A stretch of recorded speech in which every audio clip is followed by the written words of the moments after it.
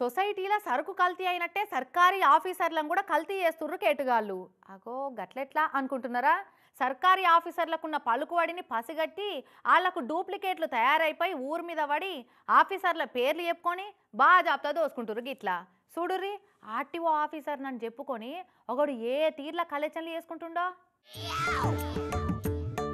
సొసైటీలో ఆర్టీఓ ఆఫీసర్లకున్న పతార చూసి బాగానే లాగని నేర్చిరు కొంతమంది దొంగ బడివేగాళ్ళు. తెలుగు రాష్ట్రాలల్లో చాలా ఆర్టీఓ ఆఫీసులలో పోతే పైసలు లేదే పని కాదన్నది చాలా మందికి అనుభవమే అయి ఉంటుంది. అదిగాక ఆర్టీఓ ఆఫీసులలో పనిచేసే కొంతమంది సిబ్బందులు దళారోళ్లతోటి కుమ్మక్క అయిపోయి రోజు జేబులు పికపిక నింపుకొందే ఇంటికి పోరనే టాక్ కూడా బాగా వినబడుతుంటది. ఇక ఇట్లా ఆర్టీఓ ఆఫీసర్లకున్న పతారను పసిగట్టి ఇగో ఈడ మిడిగుడ్లు వేసుకొని చూస్తున్నాడు చూడు రే. ఇక వీడే ఆర్టీఓ అవతారం ఎత్తిండు. వీని టార్గెట్ ఎవలో ఎరికేనా? ఇండ్లు కట్టే మేస్త్రీలు. అగో వాళ్ళ తాన ఏముంటుంది అనుకునేరు. అయితే వాళ్ళు ట్రాక్టర్లకు కాంక్రీట్ మిక్సింగ్ బండ్లు పెట్టుకొని స్లాబ్లు వేస్తూ పోతుంటారు కదా. అట్లా వీడు ఏడేడ మేస్త్రీలు కొత్తిండ్లు కడుతున్నారో ఆడ జాడ దొరక పట్టుకొని ఆడ గద్ద వాలిపోయినట్టు వాలిపోతాడు. నేను ఆర్టీఓ ఆఫీసర్ను, మీ కాంక్రీట్ బండికి పర్మిషన్ ఉన్నది అనవా? దీని మీద ఫైన్లు ఉన్నాయి, ఫైన్ కడితే 10,000, లేదంటే ఎంత ఉంటే అంత ఇచ్చేసేయి అని 1000 నుంచి 10,000 బాజాబ్తా ఎంత ఇస్తే అంత తీసుకొని పోతున్నాడట. అంతేనా అన్న చెప్పరు? బ్రీజా కారు ఉంది సార్ అనేది వస్తాడు, మిషన్లో ముంగట ఆపేసేస్తాడు. ఆపేసేసి నీ దాని మీద ఫైన్ ఉందని అడుగుతాడు.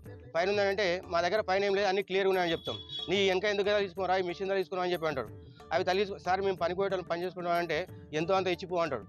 5,000 ఇస్తే 5,000 తీసుకుంటాడు, 3,000 తీసుకుంటే 3,000 తీసుకుంటాడు, 10,000 ఇస్తే 10,000 తీసుకుంటాడు. మరి మీకెట్లా అనుమానం వచ్చిందన్న వీడు దొంగతాసిడిగాడని? ఈ ఫేక్ ఆర్టీఓ అనేది 1000, 2,000 తీసుకుని స్టార్ట్ చేసిండు.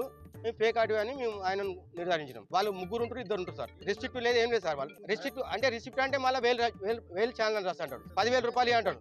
10,000 జాగాలు 5,000 ఇచ్చి వెళ్ళిపోతే అయిపోతుందని మేము 5,000 రూపాయలు ఇచ్చిపోతున్నాం. అగనట అట్లా చిల్లరగాడు 1000కి 2,000 కూడా తీసుకొని సప్పుడు చేయక పోతుండే వరకు అసలు వీడేమో ఆర్టీఓ అని అనుమానం వచ్చి అలా ఉప్పలున్న మేస్త్రీలంతా ఒక్కటైపోయి వాడిని రెడ్ హ్యాండెడ్గా దొరకబట్టిరు.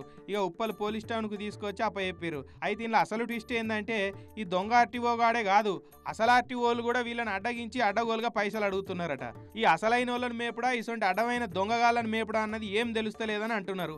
ఆఫీసర్లతోటి లొల్లేందని ఇక మేము అడిగినంత ఇచ్చుడు అవుతున్నది, మా కష్టం అంతా వీళ్ళ మీద తెచ్చిపోసుడు అవుతున్నదని వాపోతున్నారు. పాపం చూడురి, అసలైన వాళ్ళే అడుగుతున్నారని దొంగోడు వాళ్ళ లాగం దొరికించుకొని వాడు కూడా అదే పని చేస్తున్నట్టున్నాడు. ఇక మరి ఇంట్లో పెద్ద దొంగలు ఎవరో ఇక మీరే చెప్పాలి.